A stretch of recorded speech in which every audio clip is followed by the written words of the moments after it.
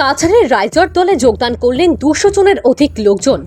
রবিবার কাছাড় জেলার বরখোলা সমষ্টির বদরপুর মাছিমপুর জিপির বাদ্রিপাড় দ্বিতীয় খণ্ডে রাইজর দলে আদর্শিত হয়ে কাছাড় জেলার রাইজরের দলের সভাপতি জাবেদ মিয়াদাত লস্করের হাত ধরে বিভিন্ন দল ত্যাগ করে প্রায় 200-র অধিক লোকজন রাইজর দলে যোগদান করেন।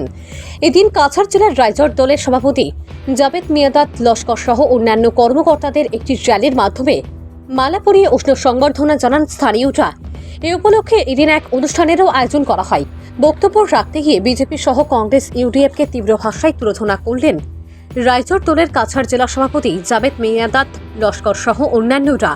তারা বলেন, স্বাধীনতার 75 বছর পরও এই এলাকায় উন্নতির ছোঁয়া লাগেনি। রাইজর দলের আসামের একমাত্র আঞ্চলিক দল। এই দল একমাত্র গরিব জনগণের হয়ে কাজ করছে। এই দলের সুপ্রিম হচ্ছেন বিধায়ক অখিল গগৈ। শুধুমাত্র অখিল বিধানসভায় রাজ্যের নির্যাতিত নিপীড়িত গরিব মানুষের হয়ে কথা বলেন। বিধায়ক অখিল গগৈয়ের প্রতি কৃতজ্ঞতা প্রকাশ করে দলকে এগিয়ে নিয়ে যাওয়ার জন্য সবার সাহায্য সহযোগিতা চান। পরে এই এলাকার সংখ্যালঘু পুরুষ মহিলাদের গামছা পরিয়ে দলে যোগদান করানো হয়। এদিন যোগদান অনুষ্ঠানে উপস্থিত ছিলেন কাছাড় জেলার রাইজর দলের সভাপতি জাবেদ মিয়াদাত লস্কর, সহসভাপতি দেবজিৎ দেবনাথ, সাধারণ সম্পাদক রুবেল লস্কর, সম্পাদক মৃণাল চৌধুরী, সাজু বড়ভূইয়া, চিন্টু লস্কর, তাজউদ্দিন লস্কর প্রমুখ। আজকে আমি রাইজের দল কাছাড় জেলার সভাপতি হিসাবে আমার দায়িত্ব নেওয়ার মাত্র 2 মাস হয়েছে। তো কাছাড় জেলার কালে শুধু বদরপুর মাছিমপুর জিপিতে নয়, কাছাড় জেলার প্রতিটা প্রান্তে আমাদের যোগদান কার্যসূচি আছে। অনাগত দিনে আমরা বিভিন্ন প্রান্তে আমাদের রাইজর দলের যোগদান কার্যসূচি আছে। আমরা রাইজর দলের বৃহত্তর আকারে আমাদের আগন্ত দিনে মাছিমপুরে আছে, তারপরে লক্ষ্মীপুরে আছে, কাশীপুরে আছে, আপনার এই ধলাইতে আছে যোগদান কার্যসূচি।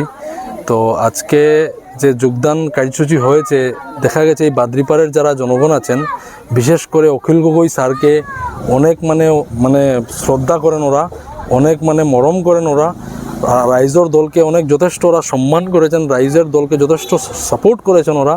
এই এরিয়ার যেগুলা নির্যাতিত নিপীড়িত গরিব যারা মানুষ রয়েছেন, আজকে বিগত দিন থেকে ওদের কাছে অনেক ভয়াবহ পরিস্থিতিতে ওরা জীবনযাপন করছেন, অতিবাহিত করছেন। তাই আজকে এই এরিয়াকে নিয়ে আজকে আমরা রাইজর দলের একটা কমিটি আমরা গঠন করে দিয়ে যাব। অনাগত দিনে এই বাদ্রিপাড় জিপির যেগুলা সমস্যা আছে জ্বলন্ত সমস্যা, এই জ্বলন্ত সমস্যা নিয়ে আমরা কাছাড় জেলা কমিটির রাইজের দল আমরা সরব হয়ে আমরা জেলা প্রশাসনের দৃষ্টি আকর্ষণ করাবো।